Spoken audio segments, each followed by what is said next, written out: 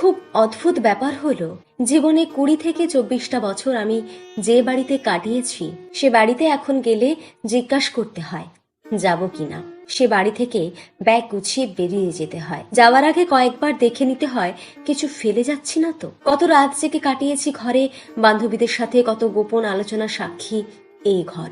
আমার কত কান্না, কত অভিমান, কত রাগ দেখেছে এই ঘর। অবাক করা বিষয় হলো, এখন যে ব্যাগে কাপড় নিয়ে আসি ওই ব্যাগটা সোফার এক কর্নারে পড়ে থাকে। যেভাবে নিয়ে আসি সেইভাবেই নিয়ে যাই। ভাবি 2-4 দিনেই তো থাকবো, আর আলমারিতে রাখবো না। কত জিনিস, কানের দুলের রঙিন বাক্স সবই পড়ে থাকে।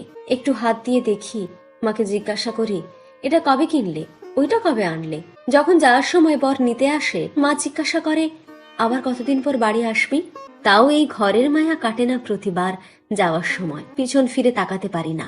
কেন এমনটা হয়? প্রতিটা মেয়েরই কি এমন হয়?